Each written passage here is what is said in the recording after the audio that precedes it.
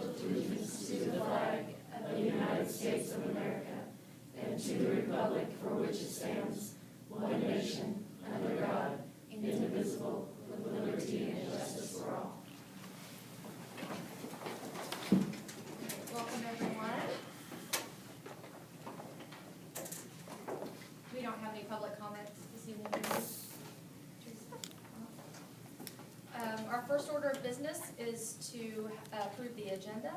Madam President, I make a motion we approve the agenda with the following amendments. Additional certified and classified personnel actions, item D3, and add district organizational chart, policy CCA, item D4D. Second. Motion by Tom, second by Alex. All those in favor, signify by raising their hand. Motion carries. Okay, moving on to recognition of FCCLA students from Garden City High School that placed at National Star events. Patsy Fort, would you introduce your students to us, please?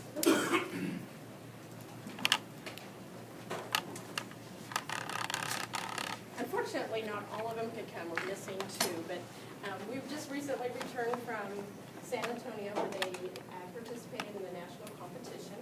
And so I'll introduce the students and they can tell you a little bit about how they placed and what event that they competed in. This is Lauren Sullivan and Jenny Wynn, and their event was Chapter in Review. thank you. Chapter in what? Chapter in Review portfolio. Which is, It's like a scrapbook. And like we have to go to all the FCCLA events and we just kind of document it in the book along with our budget of the year. Right. So it's good for historical purposes then, too. It stays with Yeah, the group. it stays with the group, but a lot of it is to document what the group has done for the whole year. And so they're looking for whatever it is that so it really reflects on the whole organization of what they've done through the year. Because they look at the community service, they look at cooperative activities that we've done with other people in the community. They look at leadership things, the meetings that we've gone to, what we do to promote and increase membership, budget, how we raise funds, and all those things. So it reflected very well for them because they have to present it with a speech and everything, and then also for our chapter. And then this is Kristen Padilla.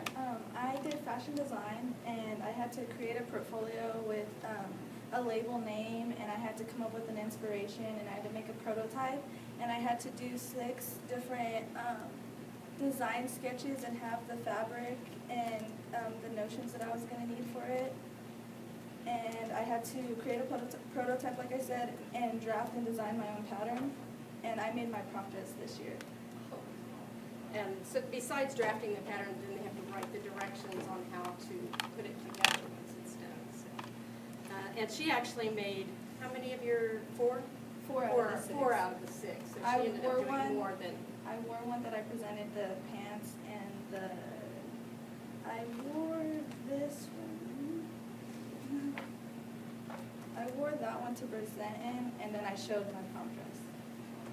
So I was pretty proud of what I accomplished this year. Yeah. And then this is Elsa Montanez, and you tell me. And then I was partners with Jessica Ortiz, and we did culinary arts.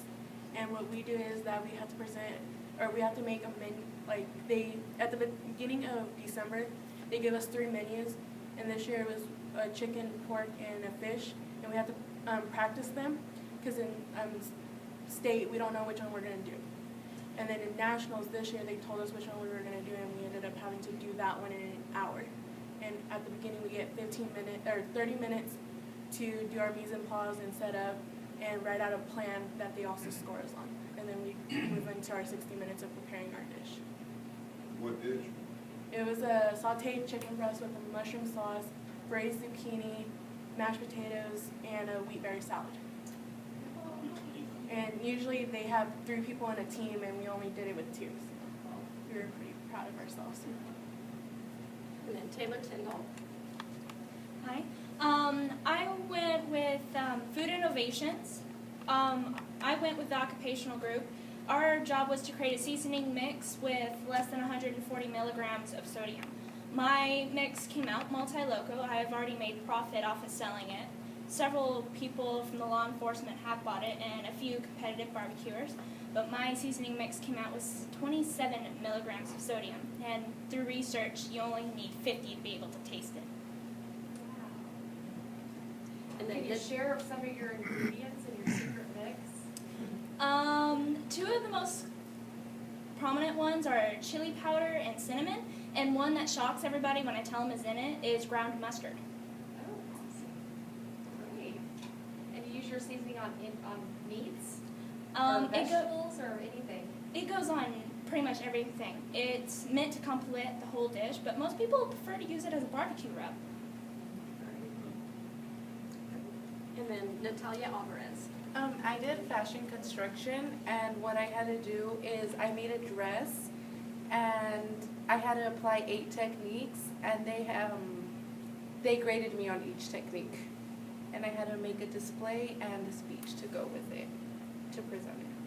Like a technique would be a dart or a bead? And like zipper and hand stitching, and just different things. Seams. There were several different ones. Sometimes it was hard to find a good pattern that you could incorporate 8 things. So, and it was a good thing. She actually ended up making 3 dresses, and it was a good thing because she got a gold at nationals. Wow.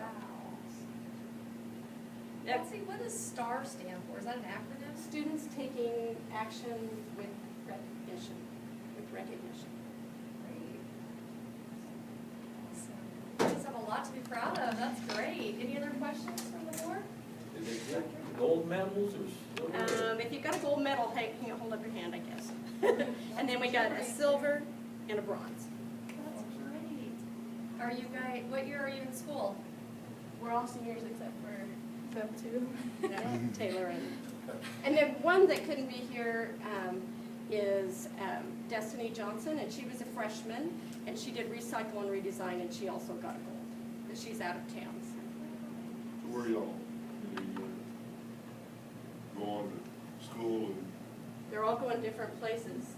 You want to tell where you're going? Yes, I'm going to KU. I'm going to Pittsburgh State. Johnson and Wells in Denver, Colorado. And I'm going to Johnson County in Overland Park. Go girls. Love it. And this is probably the last time I'll be here with all of this, so it's kind of bittersweet. Nice ending, though. Great group of students to take, so it was fun. Great. Did a great job. Thank you so much. Thank you. Please come here next year.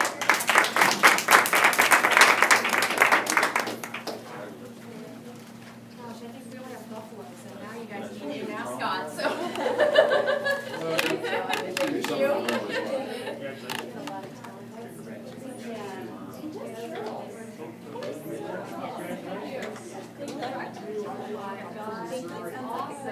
Thank Thank you. Good job.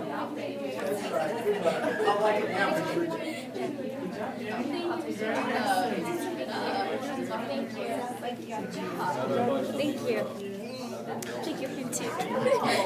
My son named it, he knows that happens. He has a brown sugar in it, which has so much moisture, and he mixed it in drops to make it all stick together.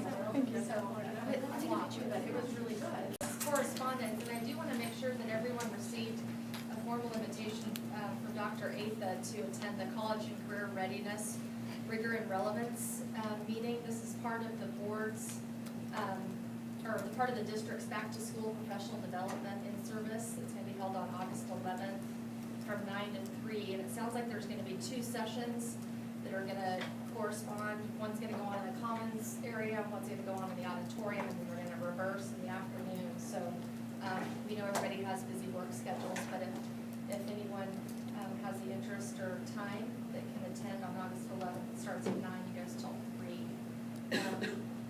The speakers are pretty well-renowned. Dr. Bill Daggett and Ray McNulty, pretty cutting edge in the areas of education and getting kids college and career ready. So, and fortunately, since the cost of professional development's kind of been in the spotlight here lately, it's important that you guys know that this is being covered completely by a community member, so there's no out cost from the district for this event, so pretty awesome. Any other correspondence? So is that an all-day event? The way I read it, it was, It's an all-day event, but we can't get everybody seated in the auditorium, so it's going to take place in the Garden City High School auditorium. And at the same time, we're going to be in the Commons area. Bill Daggett will be speaking both of his sessions in the auditorium, and Ray McNulty will be speaking in the Commons area in both of his sessions. And then we'll just flip the groups. I hope you can attend. We've invited city leaders, we've invited the county administrator and their board, the college and their board, as well as the city. So we're excited about having these two national speakers come in and visit with our teachers. Awesome.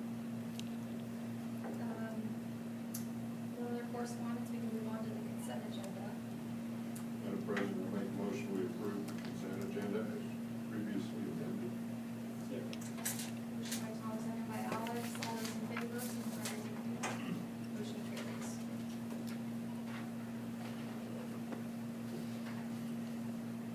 We are on to unfinished business already, it looks like, so we are going to have KJ discuss or answer any questions on follow-up from the discussion of the 2014-15 district budget. And we do need approval tonight for publication. KJ, anything you want to add from last time, or just open for discussion and questions? Just open for discussion, okay?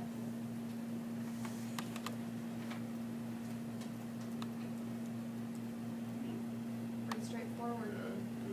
All right, with that being said, I do need to entertain a motion to approve the district budget for 2014-15. For publication. So moved. Motion by Tom, second by Alex. All those in favor, signify by raising your hand. Motion carries. Okay, new business.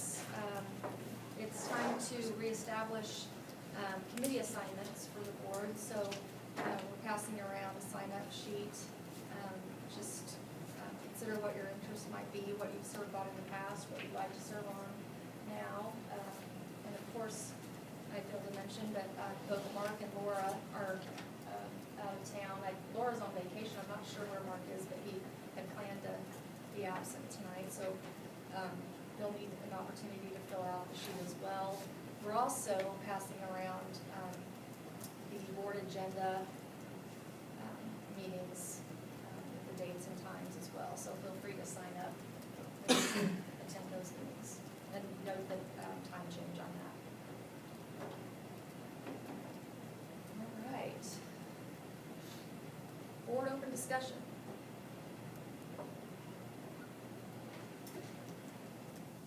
Boy, really? 18-minute meeting? Okay. I received a invitation from Casey Wise. He's a member of Bible Christian Church, and he wanted me to pass it on to the board. It'll also be in here so you may know on Friday, but I thought I would mention it tonight.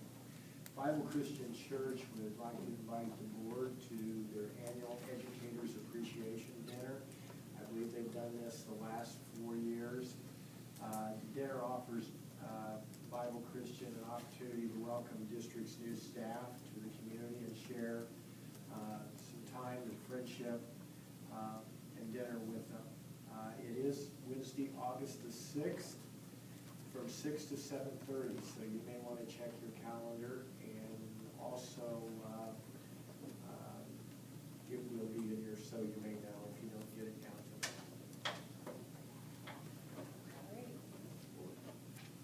now that you brought that up, can I ask you a question, Dr. Atha? There's an ad in the paper where you're presenting tomorrow evening. Yes, What is that about? Well, I'm presenting at the Methodist Church, and I'm going to be sharing with the people who attend, and I know the bishop Methodist Church will be there from the other side of the state, I believe Topeka. And the bishop is trying to rally his region in support of K-12 education. And so they're meeting at several different locations throughout the state, and Garden City is one of those locations. And what I'll be talking about tomorrow, it will be about 6 challenges that are facing our district. Anywhere from increased poverty. Poverty is increasing in our community. It's also increasing in the state. That each of the 9 years that I've been here, poverty's increased in Garden City and probably southwest Kansas. Our English language learners, the number of English language learners that we are teaching is increasing and has increased each of the 9 years. Of course, we've had a decrease in revenue in the district. Then I'm going to be talking about the difficulty of recruiting and retaining quality staff. And then finally, our geographic location and our ability to recruit that staff. And our geographic location sometimes doesn't work in our favor. But that will be what I'll be talking about overall. I'll take 15, 20 minutes and then answer any questions. And I know the bishop is going to speak, but that's my understanding. That's what I've been told. Okay. I've been meaning to ask you, I keep forgetting, I about forgot again until you brought that up about Bible Christian, so thank you, I'll try to attend. And I found our churches in town, we mentioned Bible Christian, we mentioned the First Methodist Church here in town. They usually have a morning, Sunday morning sunrise service. I don't know whether they will this year or not, but they normally do down at the zoo. And it's to kind of pray for our teachers and support our educators in town. But a number of our churches support, and I've listed now 3 of them, 2 of them, and there are more. Steve, do you have another one? And Mary David, pastor, I can't recall the name of it, but they're doing a tour with some of our new staff, so lots of people come together to help us make our new teachers feel welcome in our community. Church of the Nazarene will be sponsoring a lunch for new teachers. Good deal. Thank you for bringing that up. Forgive me if I've left somebody out, because that's not my intent. Jean? I just wanted to clarify, the program budget meeting is on the committee assignments, and at some occasions, we've had that as a board meeting.